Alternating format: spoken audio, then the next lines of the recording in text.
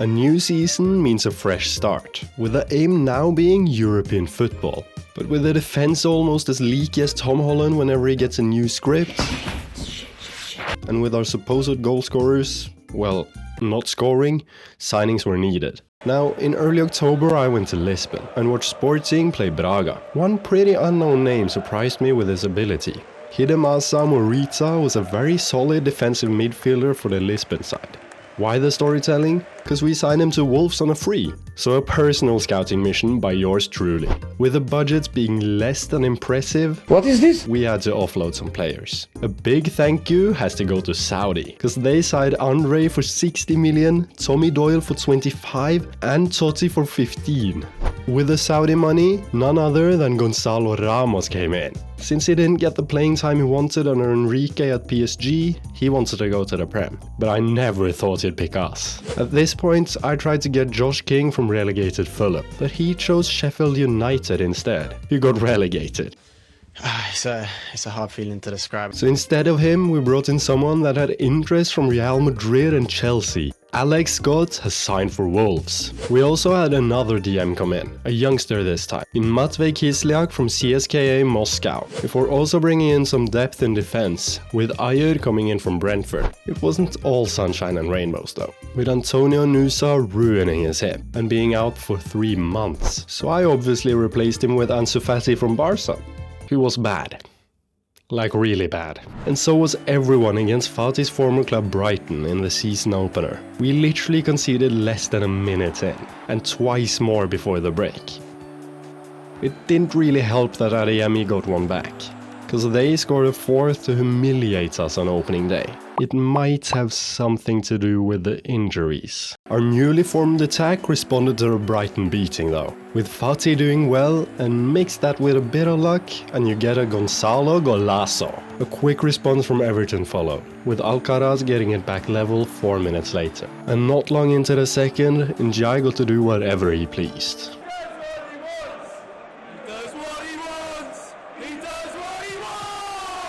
Then it was our turn to respond quickly, with this liquid football move finished off by Gomes. We then got the win. The poor start continued with a 3-1 loss away to Spurs, before somehow losing to West Ham in the Carabao Cup, as they converted all their pens. So at this point we needed some reinforcements. That's where Alberto Costa comes in, for 56 million from Porto, and he's going straight in at right back. That helped. Eventually at least, with Adeyemi opening the scoring on the cusp of halftime. Despite whatever this is happening, Alex Scott got his goal late on to get a 2-0 win over newly promoted Ipswich to get our first win of the season. I also saw the need to bring in a new goalie to replace old man Sa. So who better than even older man Szczesny? Here's my number. They call me Szczesny. He got off to a quiet start, as we hammered West Ham 5-1 to get revenge for the Carabao Cup loss. Ramos got a brace in the first half to go in 3-1 up at the break.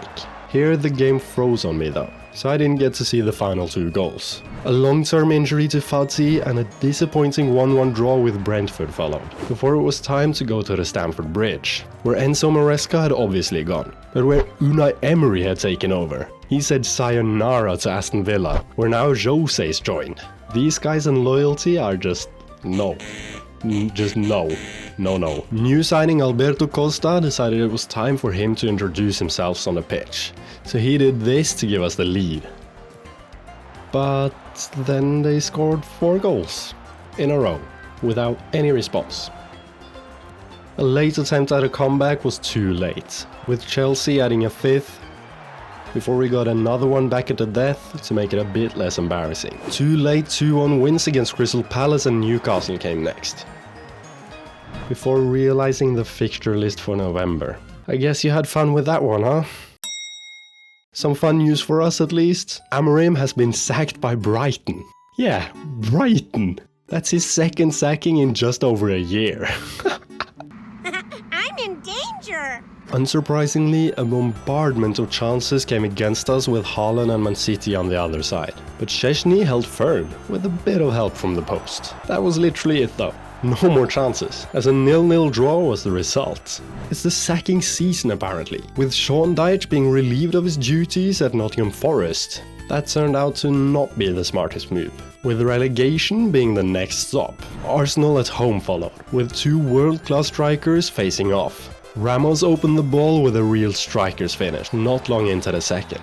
But because of Bueno, and really anyone, not wanting to square up to Saka in fear of being embarrassed, he went through our team with ease to find Gyökeres, who scored off the bar. So another draw. Some unrest in the dressing room of course came crashing out before our important game at Old Trafford. Arias thinks he should play more, and so does 4 others as well, with Adeyemi being on smoke, as he's clearly more of an Arias fan than a Scott fan. I just said I don't agree, so Arias is probably gone in January. Hey, bars. Luke Shaw opened the game by giving us a pen. Appreciate it, Luke. So, ironically enough, John Arias, in place of an injured Nusa, slotted it past Onana. A huge save from Sata and Iseshko followed, before our sub Ayer pushed the late to get them a pen. That's basically the first thing he did. Bruno Penange steps up. And he misses! I guess it's not Penange anymore. They then came close again in the 85th, and I don't know how that hasn't gone in. After all that though, their equalizer came just 3 minutes later through Seshko. I'll take the draw though. Oh my god. Gonzalo Ramos came through against Burnley and Eddie Howe's Nottingham Forest, with back-to-back hat-tricks.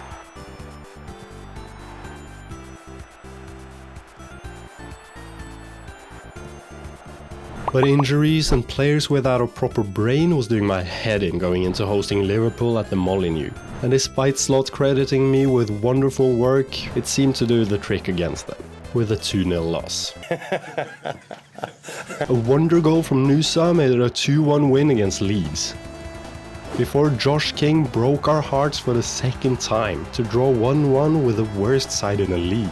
Then a deserved 1-1 draw with Jose's defensive Aston Villa and a shock 2-1 loss to Norwich closed out the first half of the season, as we sit in 9th. It's a big improvement from last season, but we should be higher. We did something about that in the next 12 games, with an immaculate unbeaten streak lasting all the way until a 3-1 loss to, guess who? Jose's Aston Villa. A 2-0 win over Spurs was the first.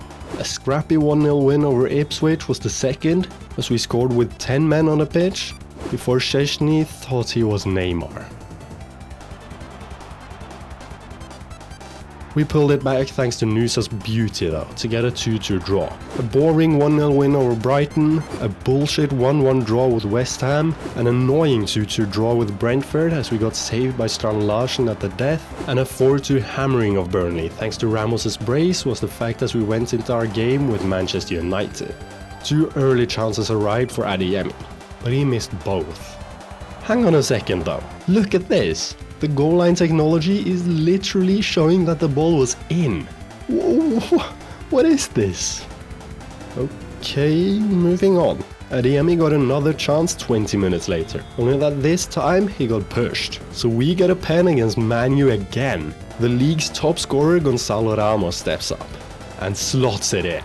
Nothing really happened until a magic show from Antonio Nusa with 15 to go. Just look at this, it's beautiful. It seems they only woke up in injury time, as Rashford, who's returned from the sunny state of Spain, scored a pity goal, with Wolves claiming all 3 points against the league leaders ahead of the game. 2 boring 0-0 draws with Leeds and Arsenal followed, before 3 of our 4 attackers got a goal against Nottingham Forest. Nusa then had a time of his life, with a brace and an assist against Norwich. Before our next game, I realized my contract is up at the end of the season, so I naturally asked for a new one. The board said, no, you don't deserve one yet. What? We're literally 5th in the Premier League. I even threatened to leave my post as manager, and he said, fine, are you sure you want to do that? So I had to back down. This guy has balls of steel, or maybe a brain of steel, because he's not that smart. The famous defeat to Jose's Aston Villa. We even took the lead, just 4 minutes in. But that's what made us collapse actually, as they scored 3 straight to end our miracle run. Speaking of miracle runs, we've had a bit of a cup run. As we got Arsenal in the FA Cup 3rd round, things weren't looking good, with them even taking the lead. But with them somehow sitting 8th in the league and Arteta being gone, and bloody David Moyes linked with the job, we got back at them. The machine up front, Gonzalo Ramos, made it happen with his 3rd hat-trick of the season. Then followed way easier games, against the likes of Leyton Orient, with Parrott getting a hat-trick. Championship side Fulham, with our 2 centre-backs getting on the score sheet, and an easy 5-2 hammering of Everton, with Adeyemi getting a hat-trick this time, to send us through to Wembley, and the semi-final. There, we'd face Manchester United, now managed by Vincenzo Italiano. There was only a single highlight though, with Matvej Kislyak scoring on an open goal, because Ogbu's shot got blocked and in turn sent Lamens. So we're through to the final of the FA Cup, in just our 2nd season. A late comeback against Sheffield United followed in our return to league action, as Ayer saved us with 15 to go. Then another late winner, this time from Rodrigo Gomes as we beat Crystal Palace as well, before the Parrot got us all 3 points once again, this time against Newcastle. His goal looked very much like offside, but I won't complain if the VAR was on holiday. We've now officially qualified for the Conference League, but we're very much in with the chance of getting UCL football, even if we have Liverpool, Man City and Chelsea left. Liverpool away at Anfield, a Liverpool side fighting for the title, so it won't be easy. Yeah, won't be easy as I was saying.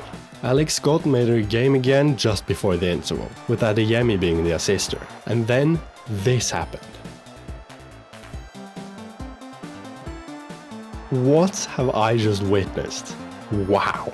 3 minutes later though, and we conceded a 4th as well. To throw the hard work in the toilet. Hang on, we've got one back. It's not enough though. It's never enough against Liverpool apparently. Against Man City, it wasn't even a game. Szczesny, with a bit of help from the post, did his best to keep out the demigod of football. But when the second half came, and Wolfe, being the nice Norwegian he is, giving away the ball, Haaland gave us the sucker punch going into the final game. Chelsea at home. The winner gets 5th. Well, it's still important, with the coefficients possibly getting England a 5th UCL spot. Less than 20 seconds in, the lap scored this. Luckily, it was offside. 25 minutes later, in the 25th, Adeyemi got the ball from right back Costa, played a 1-2 with Seiwald before saying fuck it, I'll go on my own. Chelsea created squat, so we take the win and the 5th spot. Which, a couple weeks later, means UCL football is coming to the Molineux. But first, a certain final is up.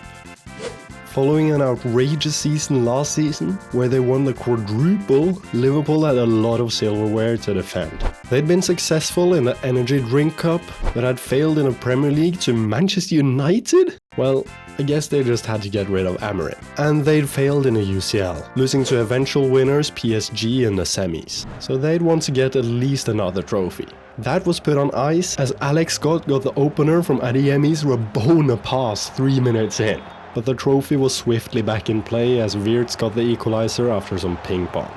A post hit for each team and some big saves from both goalies meant a 1-1 draw as the full-time whistle was blown. Just 2 minutes into the first half of extra time though, Kislyak and Adeyemi put together a nice move down the right, with the latter eventually squaring it for the Parrot to tap in. As we started the second half of extra time, I put on Rodrigo Gomes, which turned out to be the biggest mistake in my coaching career, because he decided to do this 7 minutes after coming on. And in the 117th, Sjöwall, another sub, cleared the ball into Virgili, who then tried to shoot, which Szczesny pumped straight out to Isak, for him to score on the gaping goal to send it to pens. When I clicked continue to go to the penalties, it said that we'd already missed our first pen. I didn't even get to see it. Goalscorer Isak stepped up first for Liverpool, and he just about got it past Szczesny to give them the advantage. Kislyak then slotted in our actual first pen, at least the first one I saw, then started the process of everyone slotting theirs. Wirtz, Fati, Soboslai, Wolfe, Curtis Jones and Troy Parrott, which means Szczesny has to save Gravenberch's pen. He gets sent the wrong way, and we lose the FA Cup final in a most heartbreaking fashion. But why care about that when you have UCL football?